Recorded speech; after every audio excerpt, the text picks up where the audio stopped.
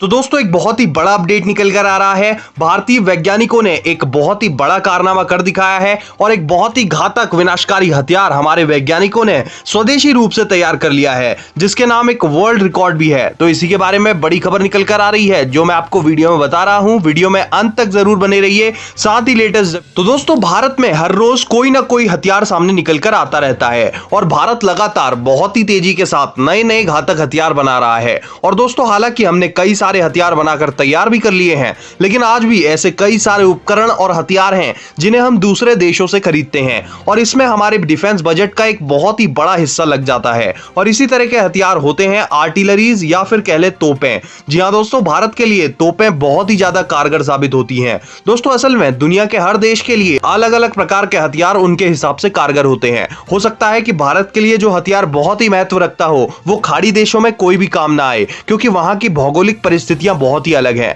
और दुनिया भर में हर देश में अलग अलग भौगोलिक परिस्थितियां होती हैं और इसीलिए हर देश के लिए हर हथियार का अपना अलग महत्व रहता है। और इसीलिए भारत के लिहाज से आर्टिलरी, होवित्जर्स और अन्य तोपें बहुत ही ज्यादा कारगर साबित होती हैं, क्योंकि भारत के जो दो दुश्मन मौजूदा समय में हैं उनसे सबसे ज्यादा युद्ध की संभावना पहाड़ी क्षेत्रों में होती है। और पहाड़ी क्षेत्र का मेरा मतलब है कि या तो पाकिस्तान से लगती एलओसी जम्मू कश्मीर में इस तरह का युद्ध हो सकता है, या फिर भारत तिब्बत सीमा यानी कि एलएसी पर चीन से गतिरोध चलता है। और ये दोनों ही इलाके पूरी तरह से पहाड़ी इलाके हैं और इन्हीं पहाड़ी इलाकों में सबसे ज्यादा कोई हथियार अगर कारगर साबित होता है तो वो है तोपें। दोस्तों आपको याद होगा कि कारगिल युद्ध के समय भी किस तरह से बोफोर्स तोप ने युद्ध का रुख बदल के रख दिया था और भारत को पाकिस्तानी सेना के ऊपर एक एडवांटेज दे दी थी। दोस्तों हालांकि भौगोलिक परिस्थिति के हिसाब से पाकिस्तान कारगिल युद्ध में ऊंचाई पर बैठा हुआ था और ऊंचाई पर बैठे दुश्मन से लड़ना अपने आप में एक बहुत ही कठिन काम होता है, लेकिन क्योंकि हमारे पास उस समय की सबसे बेहतर तोपें मौजूद थी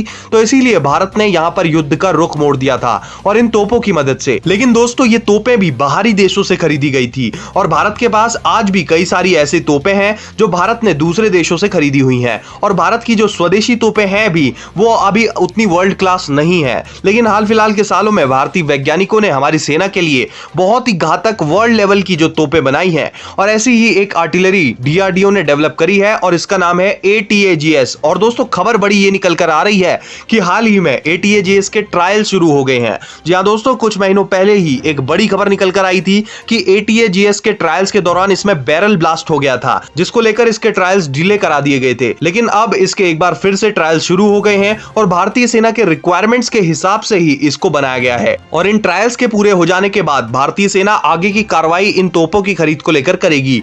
और दोस्तों ये कोई मामूली तोपें नहीं है, भारतीय वैज्ञानिकों की बनाई इन घातक आर्टिलरी गन्स ने रेंज के मामले में दुनिया की बाकी सभी आर्टिलरीज को पीछे छोड़ दिया है। जी हां दोस्तों, 48 किलोमीटर तक इसने फायर करके वर्ल्ड रिकॉर्ड कायम किया है। और दोस्तों भारत के हिसाब से यह आर्टिलरी बहुत ही बेहतर साबित होगी, क्योंकि पहला तो यह स्वदेशी रूप से बनाई गई है और यह इतनी बेहतर है कि दुनिया भर में सबसे घातक आर्टिलरी गन्स में इनकी गिनती हो रही है। और भारत को लद्दाख के पहाड़ी इलाके में, इसके अलावा जम्मू कश्मीर के पहाड़ी इलाकों में अपने दुश्मनों से लड़ने के लिए एक बहुत ही घातक हथियार ATAGS के रूप में मिल रहा है।